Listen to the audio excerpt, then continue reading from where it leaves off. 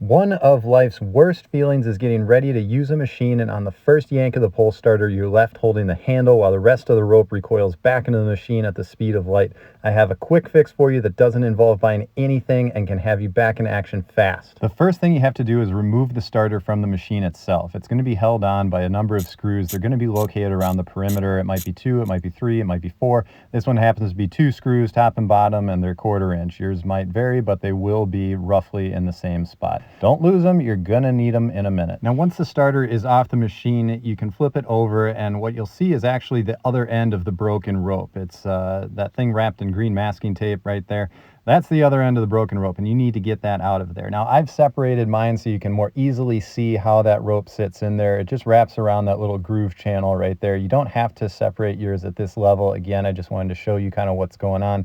You just need to get all of the old rope out of there. So however you need to do it, just uncoil it and pull it back through. After you get the old rope off, you need to make sure that the spring itself didn't break. Sometimes when the rope breaks and that spring recoils back really quickly, it can snap the spring. And to check this, you just want to rotate counterclockwise, and you're going to feel it start to develop a little bit of pressure. Then you can release and have it spring back. That's what you want. If you don't have any pressure, that means your spring is broken and you need a different video. This one is good, so we are good to go on to the next step. Now, technically, you need something like a number 4 rope, but most people don't carry that on hand, so we need to improvise here. And if you look at the size of the rope, it's very similar to this extra bootlace that I happen to have. You can use any kind of shoelace you want. Round works better than a flat lace. Obviously, it's more similar to a rope. This one's 54 inches. I'd like it to be a little bit longer. It'd be better if it were closer to 60 inches. But again, this is going to work for what we need to do. It's similar in size. It's not perfect, but it'll do the trick. So again, I'm in Minnesota. Check your snowboard boots, check your ice skates, find something that has a lace that's going to be beefy, and we'll start there. Now, you're going to start on the handle side of things, and what you want to do is push it through the bottom of the handle and throw a knot in there. I'm definitely no Boy Scout by any means, so I just use the, the basic kindergarten knot that we all know and love. And you might want to throw a couple of them in there. You need to make it large enough where it's not going to pull back through. And if it's even close, I suggest you err on the larger side. Throw an extra couple knots in there. It really sucks to put the whole thing back together, and on the first pull, it pulls right through, and you got to do the whole process over again. Ask me how I know. Now, when it comes to attaching the rope to the starter side, what we're going to do is start by winding it up. You're going to turn it counterclockwise, and you're going to start building that pressure and pinch it with your thumb so it doesn't recoil. And just keep going. You're going to feel it naturally stop, but it's going to spin quite a few times. This is Steve's Small Engine Saloon's technique, and that dude is an absolute wizard at small engines. Like, he's so much smarter than I am, so his technique works awesome. No need to modify that. And now you're going to have a small hole around the perimeter of that starter.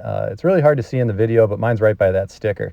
That's where the rope is going to come into that little area, and then on the outside, the rope is going to enter into that hole right there. So we need to align those 2 holes, and to do that, we're just going to let it spin back until those 2 holes are in alignment with each other. Again, the inside hole right there is in alignment with the outside hole, so we can feed the rope in. And starting from the outside, you're going to start feeding that rope through not one, but both holes. We are looking for penetration through each and every hole there, not one, but 2, a double penetration, if you will, or a DP for short.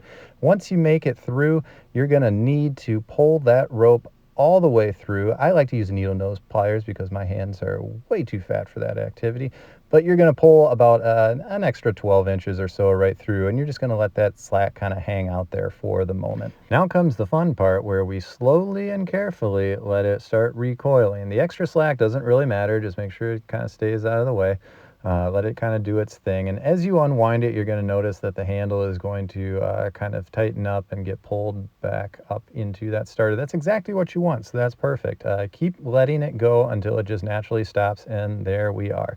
You're going to throw another one of those super sick Boy Scout knots in there, or if you're like me, you just use the kindergarten version.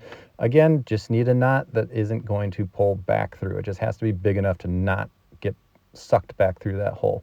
Once you have your knot in place, all you have to do is gently pull the handle, and it's going to unwind, and it's going to actually naturally just take the slack right out of that rope. There it goes right there. Keep pulling, and boom, it is really that easy. It's totally done right now. You have the perfect length, perfect twist on there. Everything is recoiled perfectly, and you have a starter that works and does exactly what it should be doing. Awesome. And from there, you simply just put the starter back on the machine the exact same way you took it off. A couple screws and you are done. This project is simple and it gets you back in action without a trip to the hardware store. Hey, if you like this video, consider subscribing to the channel. You can be notified every time I post these silly little videos, and it really helps and makes me feel good about myself. Thanks for watching. Bye.